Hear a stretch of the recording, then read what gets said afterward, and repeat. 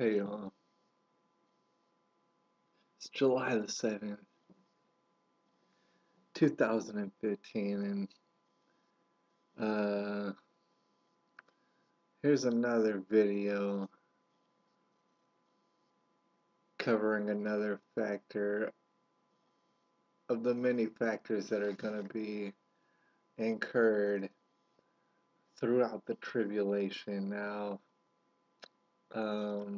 a lot of people put out their opinions already and their stances on the fact that the Supreme Court, a while back now, went ahead and said, hey, everybody, we created a new law. Gay people who are homosexuals can get married legally everywhere. And a lot of people have a lot of different opinions. And I gotta say that pretty much my opinion is everybody's opinion smushed together. It's really kind of crazy. Now, as you might know, covering the tribulation. Me personally, I am a Christian in that I read the Bible, try to see what it is that Jesus would want me to do. I go ahead and do that. There's a lot of Christians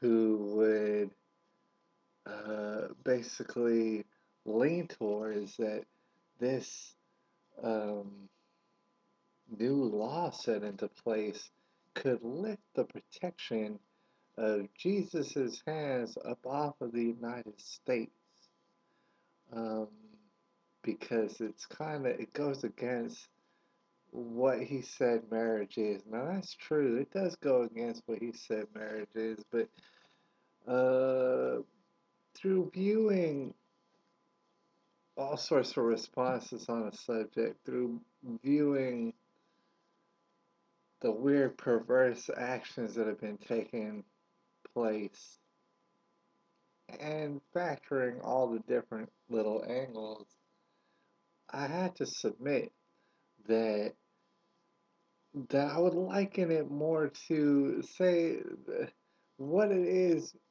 basically is, if you remember that one Rocky movie where that Russian guy, he beats the bejesus out of Apollo Creed, right? And at the end of the match or whatever, it starts getting in slow motion, and then he he punches Apollo Creed, and that dude falls down to the ground dead. All right, basically. Now, that punch was quite possibly, you could probably liken that to the law being set into place that homosexuals can get married everywhere, anywhere, all the time. Um, it was that, you could liken it to that punch.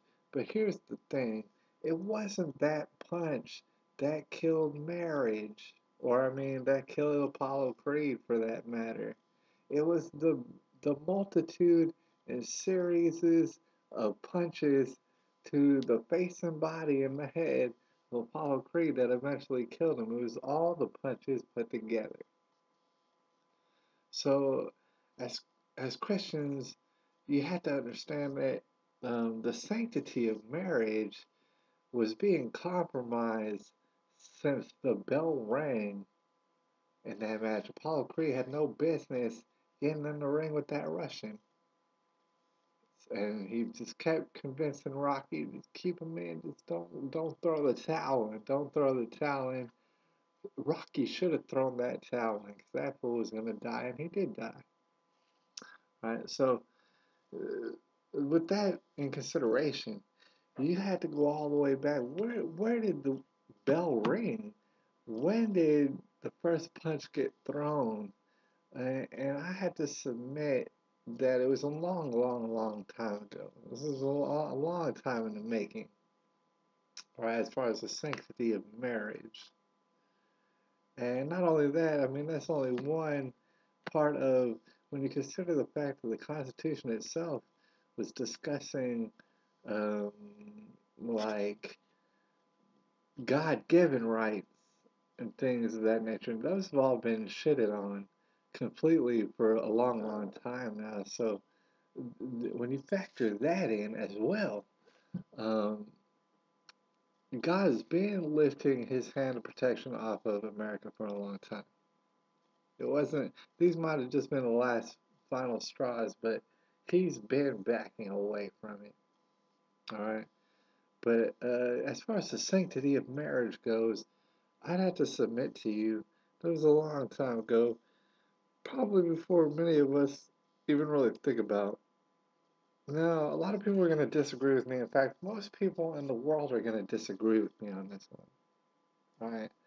Um, but I submit that it goes so far back to the point where, like, okay, when was the first time that marriage had to be consecrated by a third party human being? Because when you consider marriage from the Bible, this includes man and woman, and this was a bond made by God. There's the three individuals that need to be a part of this process. At some point, people were like, no, now we need a guy like a preacher, perhaps even a man of God or something, to make this official, to make this legitimate. He needs to come up and say a whole bunch of words, and that's what's gonna make this a real thing. And I submit that no, this is where you started going wrong, right? Because it has nothing to do with a third party individual, except if you're not speaking about God Himself. That's where you started, that's where the sanctity started to diminish. All right, but it made you feel good or whatever. It made you feel like it was more legitimate. And you'll notice that, like, I mean, like, say, for instance, um,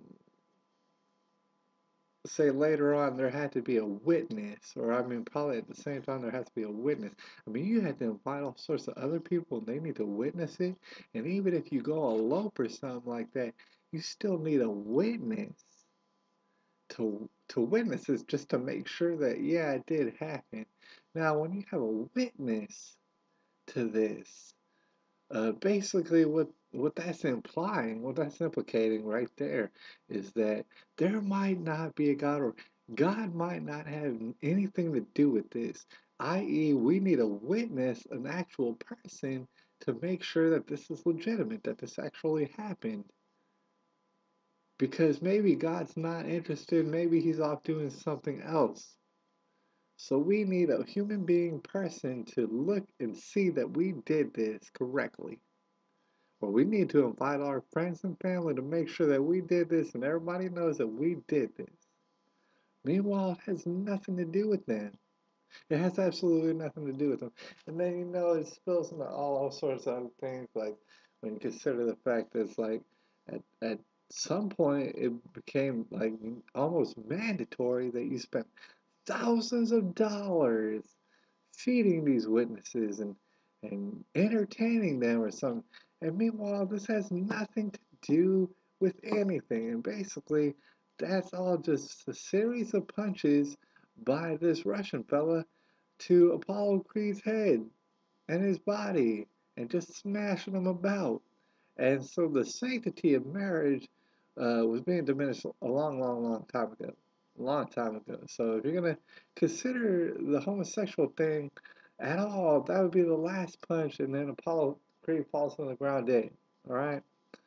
And yeah, he is dead. Marriage is a joke. Marriage has been a joke for a long time. So that's what's even funnier because the homosexuals they think that they're getting like they're celebrating. They're like, "Oh, this is such a great thing," but that's funny because marriage is already dead.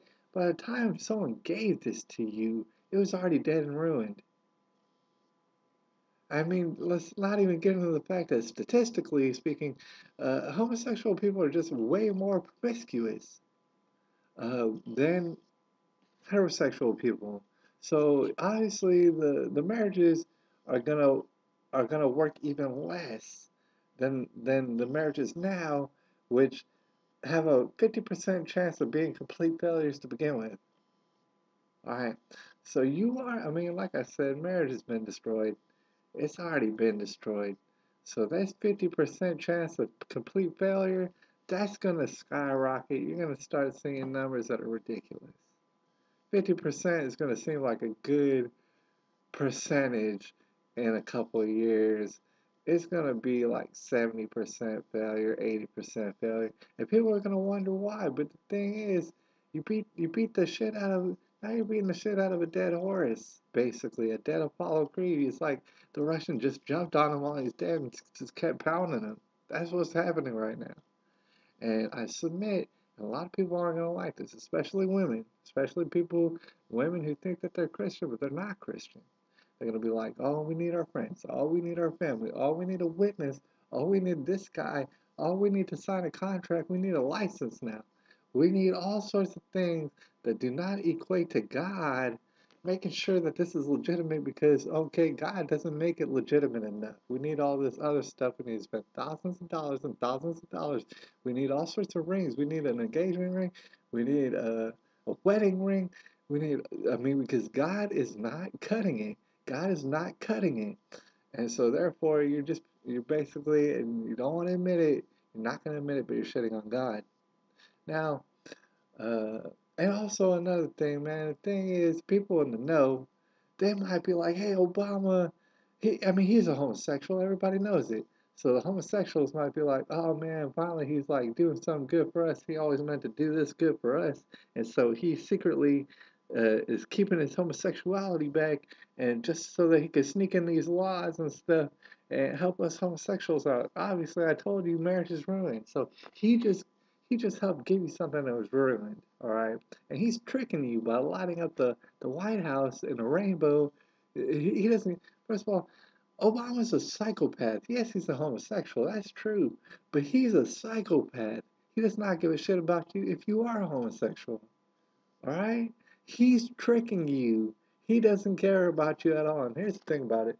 The people, and a lot of people said this, a lot of rational people and not faith-based people who have said this, is the people who stand to benefit the most from this situation are lawyers and judges and those kinds of people. They're going to get mad money in their pockets. They're going to get even more money than they've been getting. They're going to get mad money, all right? So game over. This was for the lawyers and the judges, and that's it. Nobody's trying to help out homosexuals. They're just trying to pin us against each other. It's basically what they're trying to do, and they're probably going to be successful unless you listen to me, which you probably won't. And briefly, right before my video ends, I gotta say, even before I pieced all this together, uh, even before I knew all this, I made sure the wedding and the marriage that I had no witnesses. There was no witnesses. It was just me, my wife, and God. And in fact, my baby was there too.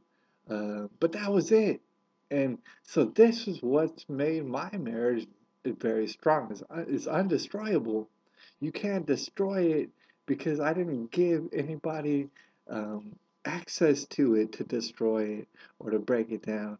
Now, who knows? The serpent could have slipped into the ears of these people. Like, say, if you were to try to have a marriage like me, and then like your wife might, the serpent might get into her ear and say, "This isn't legitimate because you don't have a third party. You don't have this guy telling you that your shit is legitimate. You didn't invite all your friends and family to see that this was legitimate. So this wasn't real. In fact, my marriage was much more realer than pretty much anyone's marriage. Now, just to end up just to end up this video real quick. Throughout the tribulation, we're already in the tribulation. You can have a marriage any kind of way you want.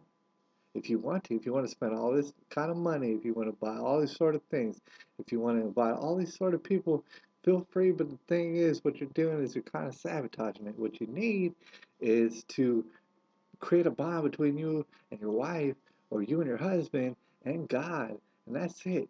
And it's going to be destroyed. Like I said, they're all going to turn out to be failures unless you're Christian or unless you believe in God and stuff. You really should think about it. It's July the 7th, 2015.